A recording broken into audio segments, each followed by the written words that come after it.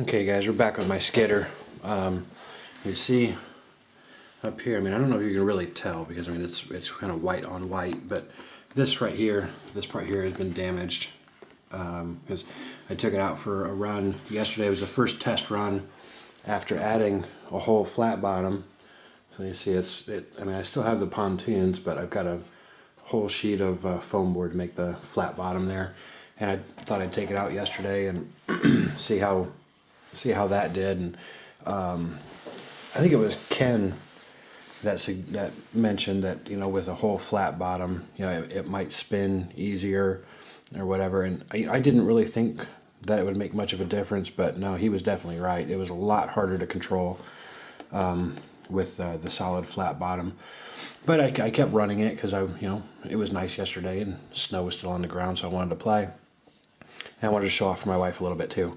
So I take it screaming down the street, and I'm bringing it back, and I'm coming between two cars, and I hit full throttle, and this thing just whining away, and wham! I hit the left rear tire of a car, and it actually came to a stop. You know, it was, you know, flat like this. It came to a stop and stuck up. You know, the tail stuck up in the air like that. It hit pretty hard, but it crinkled the foam board right here. It jarred this whole box here loose. The EDF went rolling forward and was about 6 to 8 feet actually away from where the skidder stopped. But I mean, I brought it back in and I was looking at it, and I just hot glued everything back on in place the way it was, and it's pretty much back the way it was. Just got some couple of dents right here, but you know, you really can't see it. Something else I did do on the underside, I actually just got done with this a little while ago. I added like a little shark fin skidder right here. It's just a piece of gift card. I cut a slot in the foam and hot glued that in place. And I took it out for a test run just now, and it definitely tracks a lot better with that little skidder underneath there, keeping it in line. It was a lot easier to turn. It was a lot easier to manage.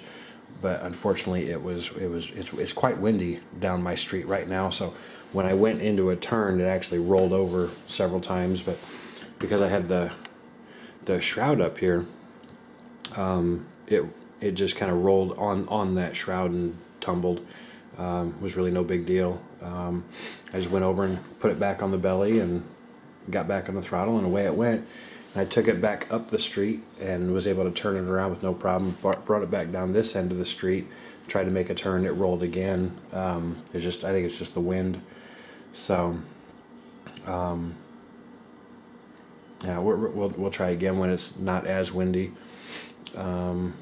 If somebody else has any suggestions or recommendations, you know, as far as how to help keep this thing track straighter without the skidder, because I'm kind of wondering if maybe, no, I doubt it's that because that skidder is so little.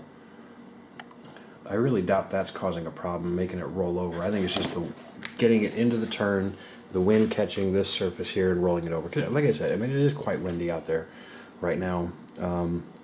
We got about 6-7 inches of snow today, but the street's been plowed, so I was able to go out and play a little bit.